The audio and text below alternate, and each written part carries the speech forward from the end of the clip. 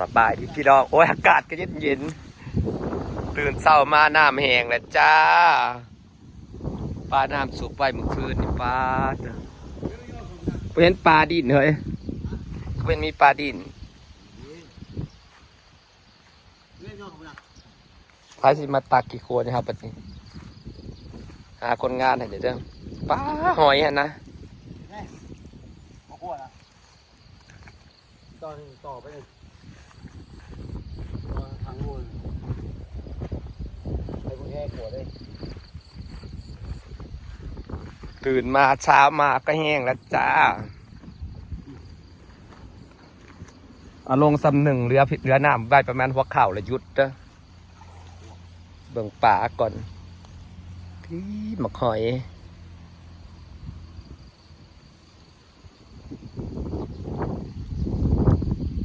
เอาสวัสดิ์คนงานตักโคนหนึ่งตำแหน่ง10 ตำแหน่งขาหมกนอกผมว่าไปต่อดอกอีกบ่สีดันเอากล้องต่อจะเมื่อคืนมันหยุดไหลแล้วจ้ะพ้าแห้งลงมาปราบลมหนาวออกน้ำมือนี่นะเนาะ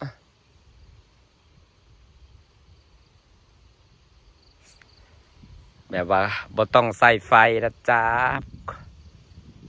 กล้องแบบนี้เลยจ้ะลมหนาวออกมือนี่ว่าลมหนาวออก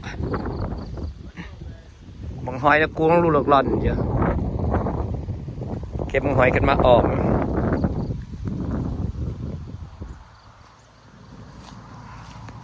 เบิ้งบักหอย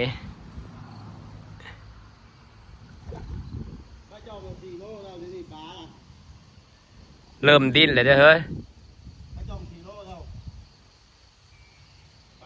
ฮะ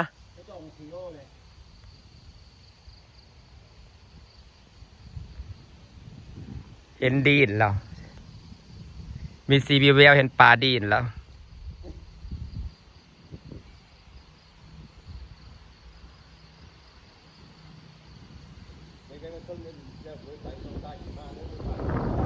ฮะอ๋อตัวชิตึกเก็ดยากลองเบิ่งตายแค่ไหนวะนี่อย่าบอกแต่ก็มีแววปลาคือบดินแต่แห่งใจหายยันปลาบ่มีเดี๋ยวปีนได้หมด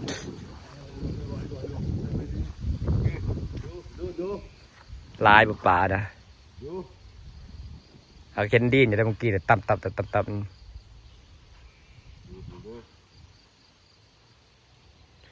ึกเบิ่งว่าปลามีแท้บ่ติมันก็มีสมอยปลาก็เป็นซูนปลาบ่มีปลาเบิดแล้ว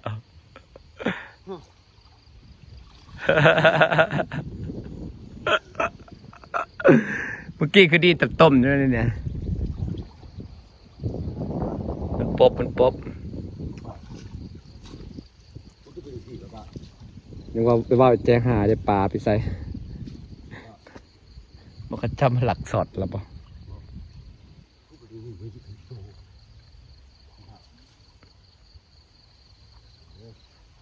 ลองเบิ่ง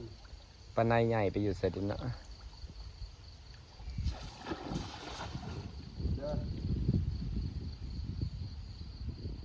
มันแม่นบ่มันก็เป็นซูนมีชิงแล้วปลาไปเสร็จวัดยังวะฮะมันเขาหลักสอดบนระบบจ้ะ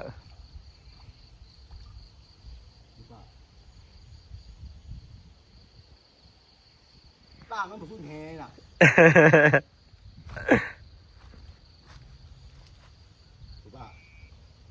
ปลาไปเสเบิร์ตจ้าโอ้ยหอยเชอรี่หอยนกกองอยู่เจ้าลืมนะฮะคนงานมาให้นะ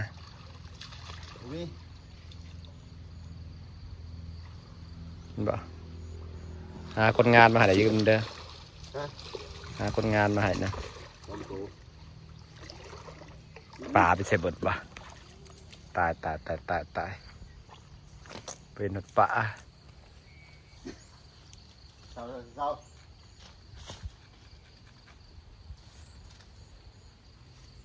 ลงไว้อยู่ในน้ำเนี่ย ยัง เห็นแต่หมกหอยกองหล่อนๆเนี่ย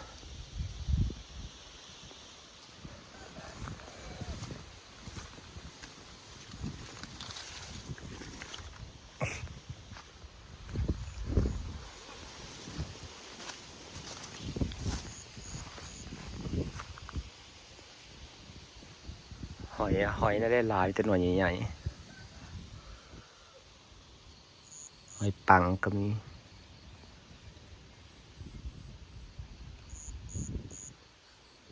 น้ำบกลงแบบวาบเลยเด้อ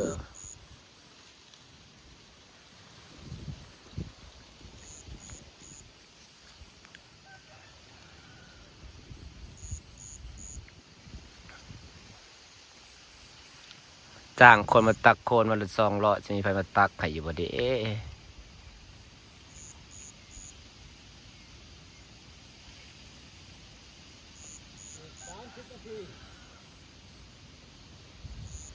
บกลงแบบวาบเลยท่อมันใหญ่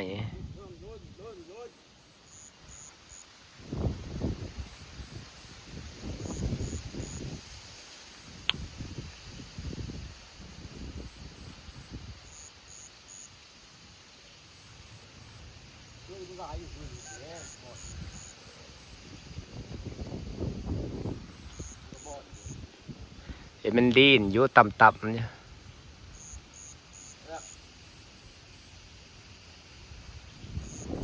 บกลงแบบวาบ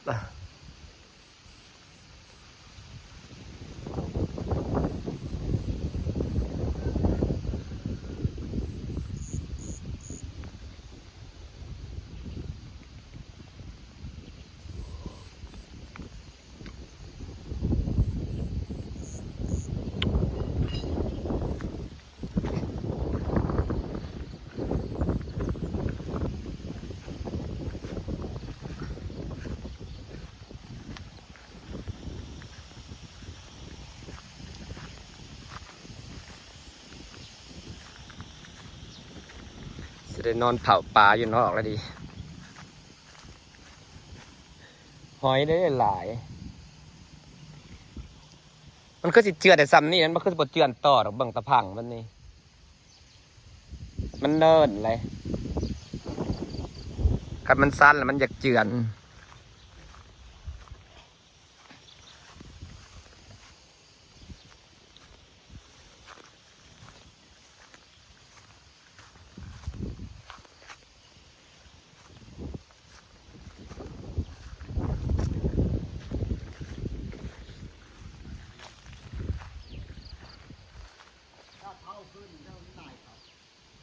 ฮะ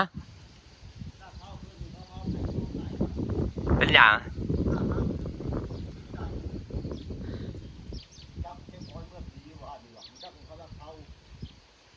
เอาเท้ามาแต่ใส่เท้ามาแต่ใส่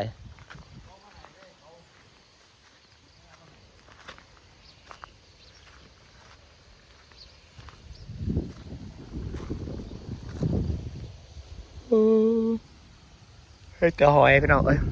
ถ้าเบิ่งต้นน้ำแห้งเราลุ้นน้ำกันนะจ้าฝากบรรยากาศไว้สักนิดนะจ้า